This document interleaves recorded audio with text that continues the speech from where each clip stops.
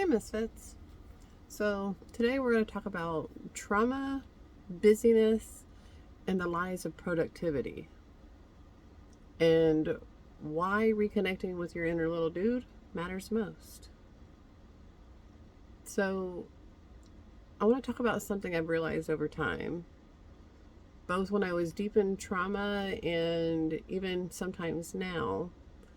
And that's how busyness becomes a survival mechanism, especially when you're living in trauma or abuse or chronic stress.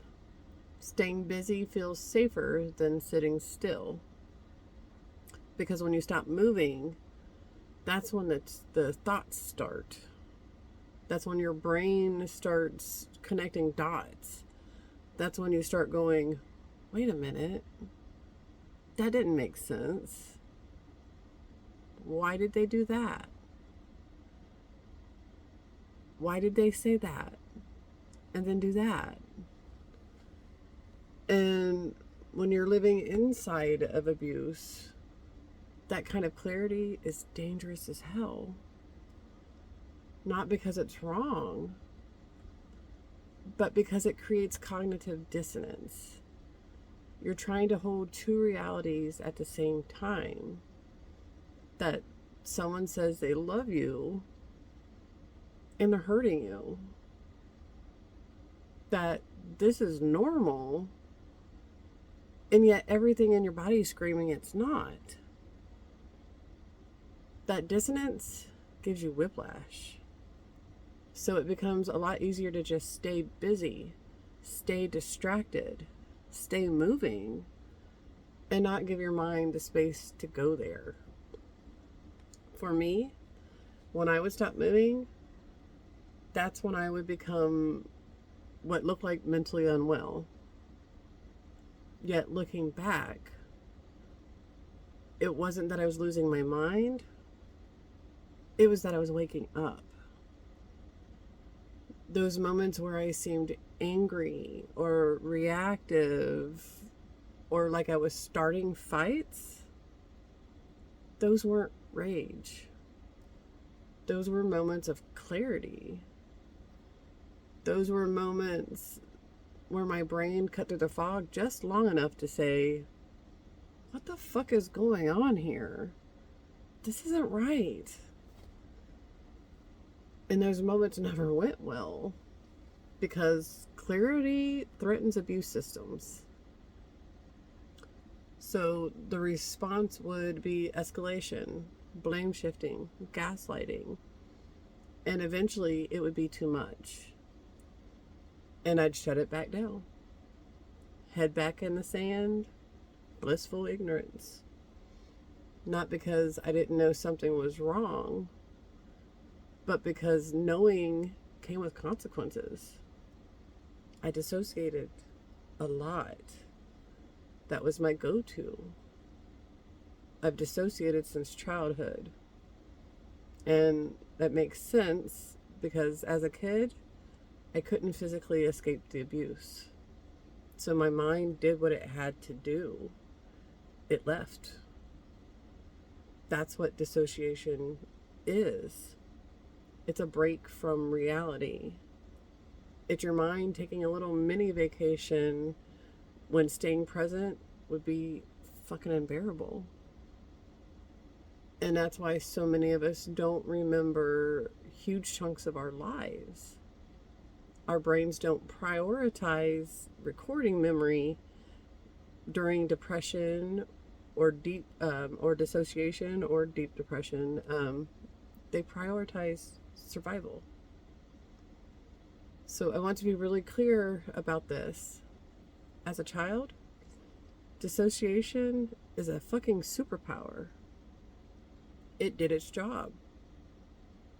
It kept us safe when there was no other option. There is no shame in that. None. It deserves respect. As adults, dissociation doesn't mean we're broken. It means there's still something that needs attention. Still. It becomes information. a signal. It shows us where the younger part of us still doesn't feel safe yet. Another piece of this is how toxic and abusive relationships function like addiction. Trauma bonds are real. The chaos, the blow-ups, the intensity, they flood your system with stress hormones and adrenaline. And in the good moments that hit you and you get relief, dopamine, that cycle wires your nervous system. So when the chaos stops, when the abuse is gone, or when things are suddenly calm, your body freaks out. Not because it wants the abuse back, but because it doesn't recognize calm yet. Safety can feel boring, especially after a lifetime of chaos. And I don't mean boring in this sucks kind of way. I mean unfamiliar, flat, quiet, wrong. For about a month after things truly settled for me, my nervous system kept going, something's missing, something's missing. And what was missing wasn't the abuse. It was the constant chemical activation within my body. My body was detoxing from the toxicity of the abuse. That's the recalibration phase. And it's deeply uncomfortable if you don't know what it is, and I did not. Because your brain might say, this is safe, but your body hasn't caught up yet. That's where cognitive dissonance lives. And eventually, slowly, you realize, oh, this isn't unsafe. It's just unfamiliar. Busyness plays a part in this as well, because busyness does not equate productivity. A lot of the time, it means the exact opposite. It means your hands are in a million different baskets, nothing's getting completed, and you're exhausted. I know that because that was me. Projects on projects on projects. Always doing something. Always on. And that part, that was survival. Part of it was time blindness from trauma. Part of it was avoiding stillness. Even now, I notice things like needing constant audio input. A podcast, music, a video, something playing in the background. And when I catch myself doing that, I know that I'm probably trying to drown something out. And now I can turn inward and ask, okay, what am I running from today? Not in a judgmental way, just in curiosity. Reparenting is the core of this work. Reconnecting with your inner little dude is the core of this work. Because that's the part of you that dissociated. That's the part of you that stayed quiet. That's the part of you that survived. Healing isn't about forcing that part to shut up or disappear. It's about turning toward it and saying, I've got you now. We're grown. We can do hard things. Even when it feels fucking impossible, we can do hard things. That's why I say reconnecting with your inner little dude is the most important thing that you can do on your healing journey. Because without that relationship, your nervous system stays stuck in the past.